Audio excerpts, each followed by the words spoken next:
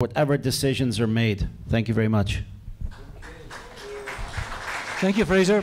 For the point of disclosure, Fraser used to work with DLNR, so he's got a bit of a credential in what he's talking about and what he's doing. Okay, is the Hawaii Fishing Association here? Ron Tam. Ron, did you have a statement? Welcome, Ron Tam, Hawaii Fishing Association. No vision, no poles, no nets, just the two of you. Okay. Mr. Tam.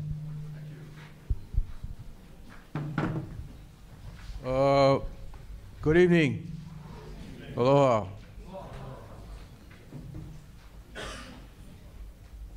I'll introduce Ed Watamura, who is also a member of the Hawaii Fishermen's Alliance for Conservation and Tradition. My name is Ronald Tam. I'm representing HFAC. And in the interest of time, I had this presentation digitized on my iPad, but in the interest of time, I'm going to cut it a little bit short here. First of all, Representative Ward, legislators, thank you very much for hosting this town hall meeting. Chair Case, Superintendent Chow, thank you for participating. HFAC appreciates this opportunity to reinforce its formal testimony to NOAA regarding proposals to expand the Hawaiian Islands Humpback Whale National Marine Sanctuary. As submitted, HFAC supports retaining the status quo alternative, which was an alternative presented by NOAA. Reiterating key points of the HFAC summary submitted testimony, HFAC supports the sanctuary's continued efforts to protect the humpback whale, especially the sanctuary's successful whale disentanglement program led by Mr. Ed Lyman. HFAC also commends the sanctuary's role in education and outreach with regard to the conservation of humpback whales. However, regarding ecosystem management, conversion from a single species to an ecosystem sanctuary is without scientific basis. It is expansive and unwarranted. Such an expansion violates the state's sovereign jurisdiction over its waters and submerged lands. Relating and regarding to co-management of the sanctuary by the state must have equal or greater than equal authority in the management of the sanctuary. The sanctuary is primarily in state waters. And I'll reiterate what has already been said regarding new regulations. There is no need for the sanctuary to be granted new regulatory powers. The state already has a rulemaking process, and it requires community involvement, and the state ensures that. With specific focus on Maunalua Bay, the following are noted. NOAA proposes that the area be designated as a Special Sanctuary Management Area, SSMA, thereby applying federal regulations to the area. However, state and existing federal regulations already apply to the area whether the SSMA designation is created or not. SSMA designation would add no value. Further, by having duplicative rules, any fines or penalties would be paid to the U.S. Treasury rather than to the state of Hawaii. The state of Hawaii has more to lose than to gain. Let's review some of the details of the Maunalua SSMA proposed rules. First, prohibition on take or possession of marine species. NOAA proposes to prohibit take or possession of any, I quote, any marine mammal, sea turtle, seabird, Endangered Species Act listed species, or Hawaii Revised Statute Chapter 195 Delta listed species, unquote. These prohibitions already exist in HRS 195D, the Federal Endangered Species Act, the Migratory Bird Treaty Act, and the Marine Mammal Protection Act. The proposed rule is completely duplicative. What is its value? Prohibition of discharge. Discharge is already prohibited. The State Department of Health, Clean Water Division already is the responsible monitor. Again, duplicative and adds no value. Prohibition of disturbance of submerged lands. The DLNR manages all submerged lands within state waters and already prohibits disturbance of submerged lands within a specific state permit. Again, duplicative, and any permit fees under this proposal will be paid to the U.S. Treasury. Wow.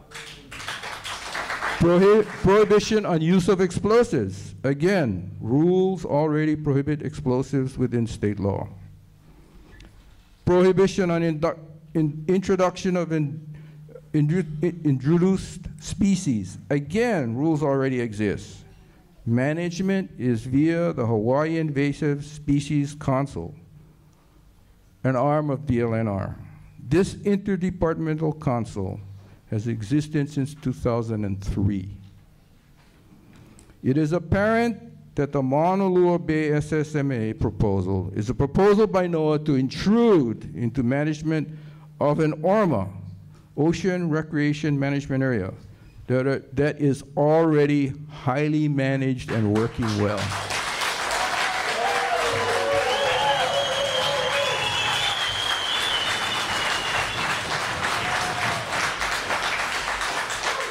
I wish I could collect money for all of this. Again, Ms. Chow, HVAC supports the status quo alternative. You have anything to add, Ed? Okay. I want to take advantage of the situation. Let me change hats. I'm a resident of Hawaii Kai. I'm also an owner of the Marina Front property in Hawaii Kai. I am disappointed and appalled with the Maunalua Bay SSMA proposal. It is clear to me as an individual that the proposal was developed in the absence of understanding, collaboration with community, and synergy. I realize you're working in that direction, but it should have been done ahead of this. Not put out a 450-page document and expect the community to understand it. To propose SSMA rules that would ultimately transform the marina into a dead sea is beyond consideration. The old adage, don't fix it if it isn't broken, applies with a twist. Don't break it if it is working. Thank you. Thank you, Ron. Ron Tam. Ron Tam.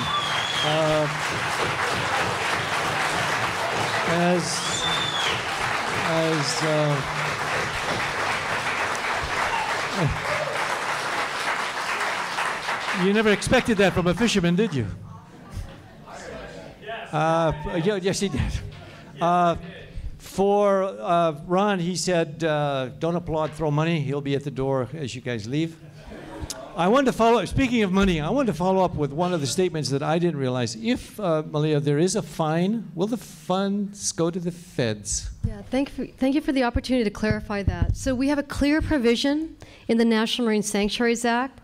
Any fines assessed against the prohibition in the sanctuary goes right back to the sanctuary. And we've already been talking to the state. It does. So if you'll allow me to finish, civil penalties are assessed at a much higher level than currently the state statute. Any fines that are collected, it's never occurred in the Humpback Whale National Marine Sanctuary because what you may not realize is that we already have regulations in place. They are already duplicative of other agencies. We have the approach rule, which mimics the ESA and the MMPA. So there's rarely been a violation against existing sanctuary regulations. If there were, the fines that are collected go back into the sanctuary. They do not go back into a big box somewhere in the U.S. Treasury. They go right back here to the sanctuary, and we have the opportunity to implement it here. So when you talk about what is the value added of the NOAA working with the state together, the funds go back to supporting sanctuary programs. Thank you, Malia, for that clarification. Is Makani Christensen still here? Let's welcome Makani Christensen of the Hawaii Farming and Fishing Association.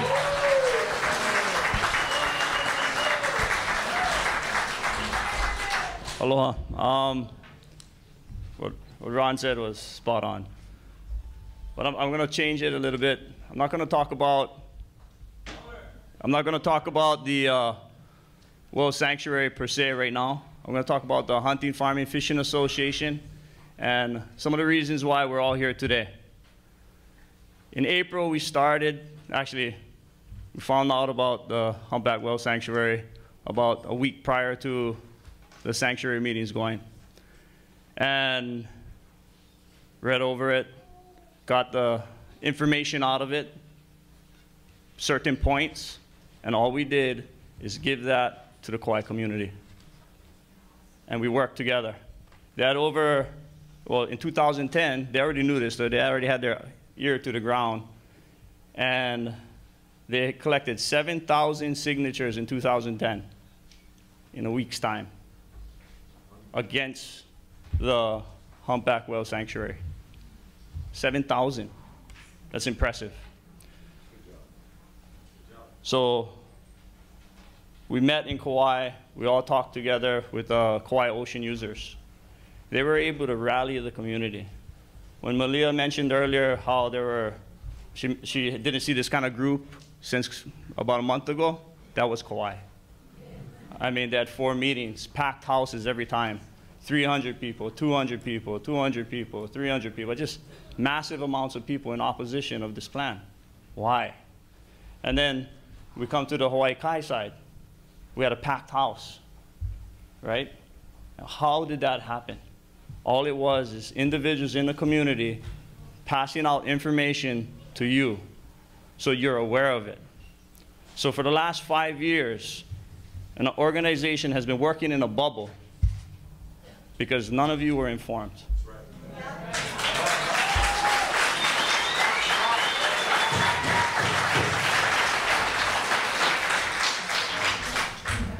And tonight, these guys flew in from Kauai, from the Big Island, to show solidarity, that this is important to not just Hawaii Kai and Maunalua Bay, but the entire state, because this affects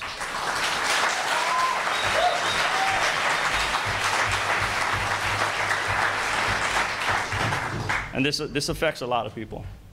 You got commercial fishermen here tonight standing side by side with you. You got business owners standing side by side, commercial fishermen. You got people that care for the bay that are standing side by side for people that don't even go in the ocean, okay? This right here is community. It's important what we're doing today. It's important to voice our concerns tonight and be vigilant, because this doesn't go away with one meeting. It goes away, I don't know how it goes away actually. We just gotta keep at it. Thank you.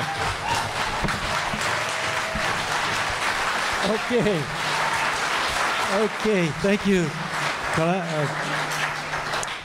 It ain't over yet. It's time after these community leaders and their organizations to speak. I know a lot of you individually have questions that you have not had answered yet. And it's your time to line up over here, come and give a comment and a question. Oh, sorry. What? Oh, sorry. My apologies. Friends of Maunalua Bay. Let us welcome as many as we have here. The president. Sorry about that.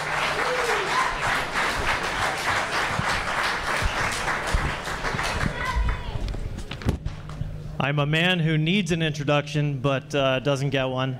It's okay. My name is Charles Hunter. I'm a Marina resident. I live on the water. I use the bay on a regular basis. I'm a member of the Hawaii Kai Community, Hawaii Kai Marina Community Association, and I am a member of the Friends of Maunalua Bay. The Friends of Maunalua Bay is a group that is comprised of a number of different people within the community. They're a bunch of people from the community. They're the association, the Marine Association, is part of our group, as are a lot of the commercial operators who are out on the bay. And we have submitted public comment. We have raised our concerns, and I encourage you all to pull up that document. Can you guys hear me? Yeah. Can all you who signed the petitions raise your hand, please? Okay. That's what Makani's talking about. That is community involvement. There has been none up until now. The original scoping meetings that Ms. Chow referenced in 2010, there were 54 people on the island of Oahu, 54 who attended that meeting. Clearly, the outreach was not there.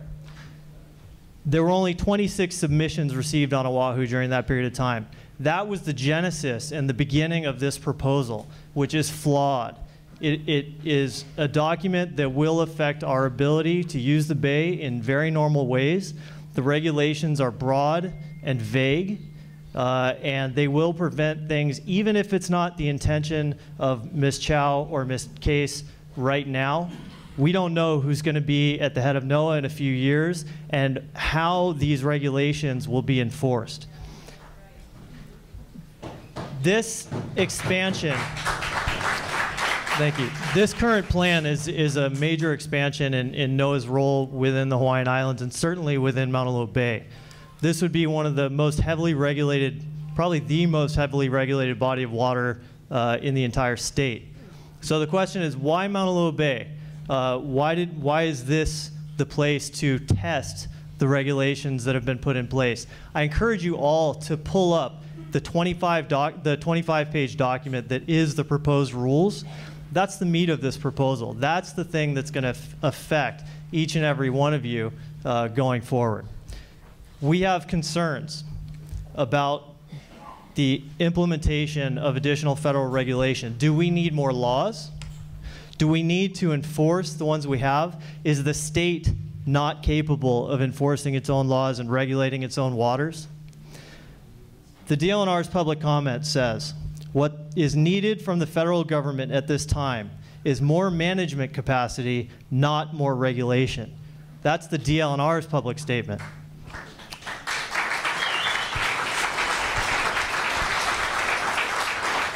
So how is this going to affect everyone in the room here? As I mentioned before, the regulations are very broad and vague. It would prevent anchoring in about 90% of the bay. Anything that isn't sand, any rock that has anything living growing on it cannot be anchored on. There is a prohibition of the alteration of submerged lands, and that includes altering any physical characteristic of the seabed or placing any structure or material on the seabed. The sanctuary boundary goes up to the high water mark. Literally as written, this regulation could prevent a child from building a sandcastle below the high water mark. It will prevent temporary race buoys, mooring balls, fishing traps, walking on the inner reef.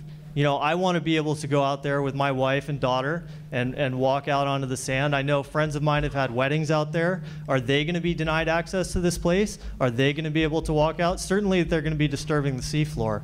I don't know how that ends up being enforced, especially when we have had little or no enforcement anyway. DLNR currently co-manages the bay. They've gotten, over the life of the sanctuary, it's about 20 years now, it's been less than $200,000 a year that NOAA has contributed to DLNR, although it is using it for enforcement, it's using its offices and other facilities, their pier space, and their manpower to go out and supposedly enforce the regulations that are already there. So this is a problem, and there's no clear benefit. As mentioned by a number of other people, this doesn't address the main stressors of the bay.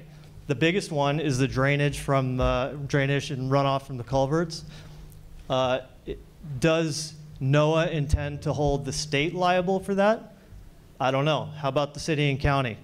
There are so many questions there, and these regulations NOAA doesn't identify any regulatory gap, any specific thing that needs fixing on the regulatory scale. And that is a problem.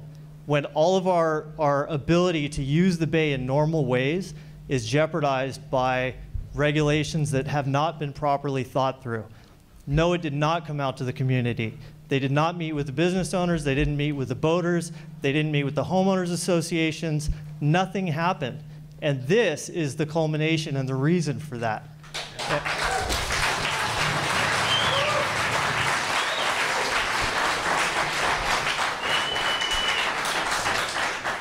So from this point forward, NOAA is going to go back, hopefully, to the drawing board and figure out what is going to work for the community. And I do believe they will make an effort to address these concerns, especially given the turnout and the participation here. And I thank you all for that.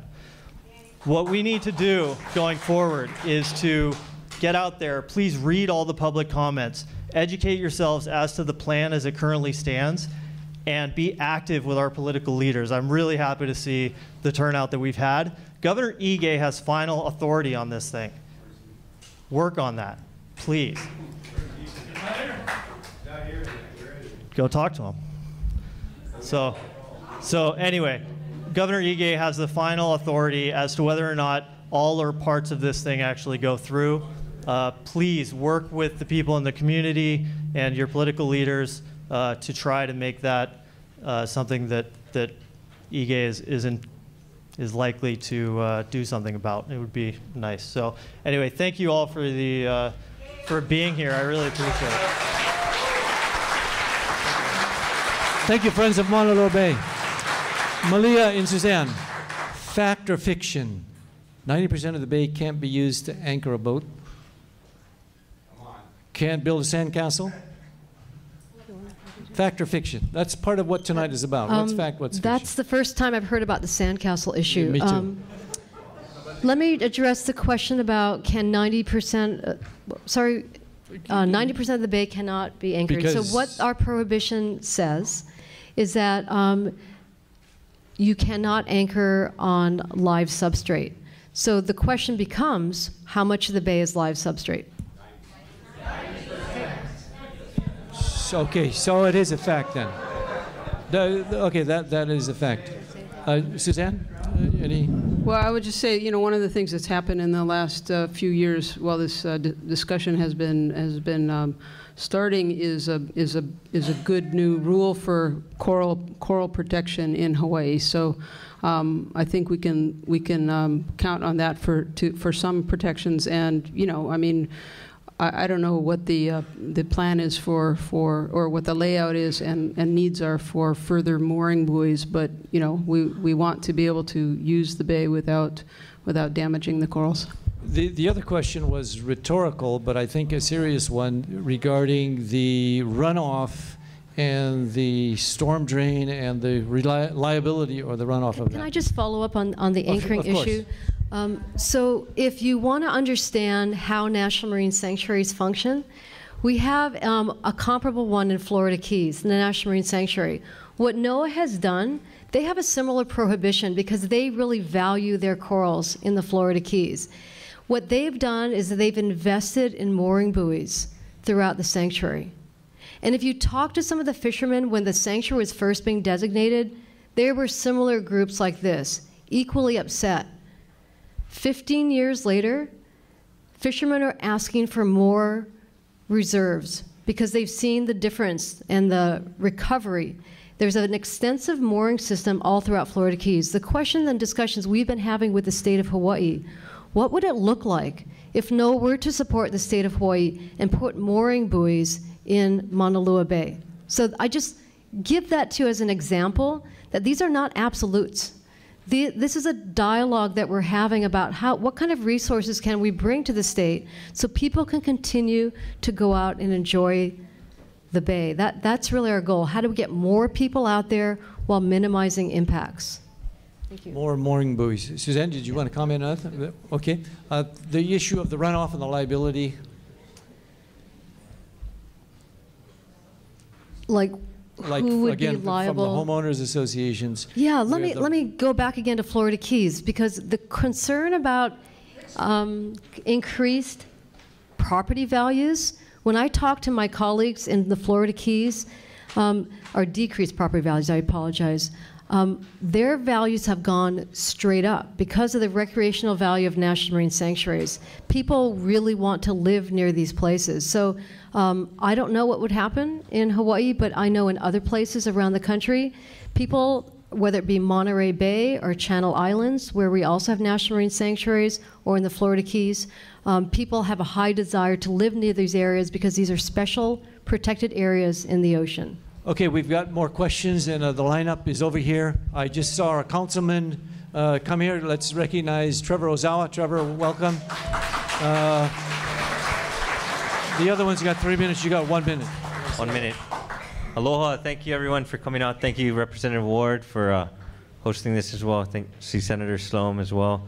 And the many other really important people here, which are all of you, in fact, that are all concerned about this, because I, too, born and raised out here, right, near the marina.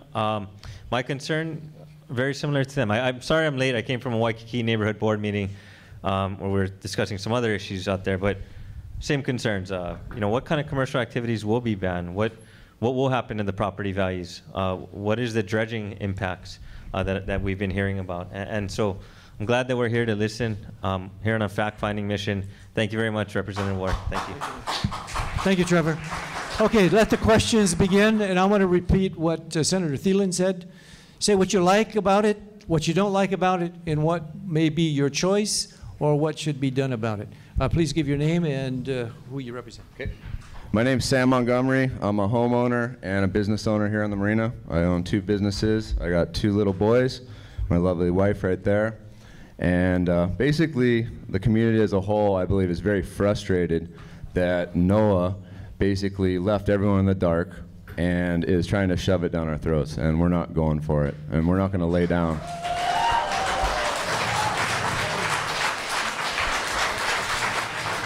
I also wanted to thank Kauai, Maui, Big Island, all you guys for coming out and making the journey over here, because like Makani said, we all have to stick together as an island chain and not just as individuals in certain parts of islands. If we stick together, the federal government cannot come in and take over, and we don't want them to take over.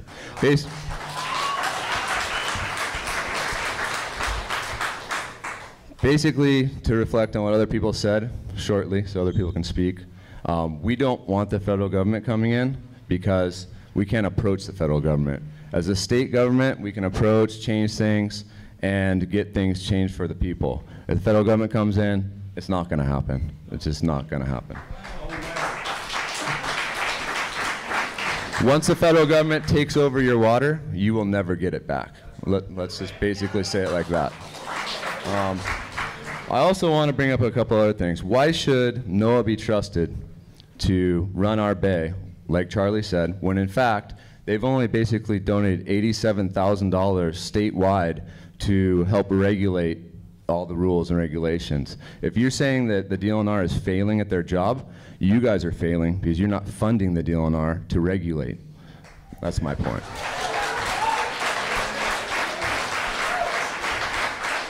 And to finish up, why is NOAA moonlighting with a constituent called Malama Maunalua? Why are they mentioned in your draft management plan as co-manager? I don't find that to be right for our community. How is that right? Basically, this is what's happened in the last couple weeks. Fraser McGilfrey basically told on the radio that a bunch of one-eyed kings, that being me, the Marine Association, and all the rest of you for standing up for yourselves, because no one was made aware of this proposal. Bad-mouthing other organizations isn't the right way about this. We all have the same common goal. The goal is to make our bay a better place. And if you're going to do that by bad-mouthing people, well, we can bring that too. I mean, if you really want that, I'll bring it. But we were called liars, one-eyed monsters, and I really think the one-eyed monster is Malama Maunalua and Fraser. So that's it. That's all I gotta say. I'm bringing that up to the public. Thank you. Thank you. Thank you. Did you want to make a comment? No comment? Okay, who's next, please? Say your name and what you like, what you don't like about it, and the question. My name is Wendy Santee. I'm not a person who likes to speak in front of people, but I'm a homeowner on Cocoa Isle, and the reason why I'm here is the reason why you're here. I'm afraid of the unknown. Right now, Malia, everything you're saying is verbal, and basically all we ask for is something in writing that basically you're not going to take over our water, stop our dredging, because I don't want my property value to go down. I don't want my association marina fees to go up because we have to fight legally against this entity that's trying to take over Maunalua Bay and over our marina. So I hope you understand that.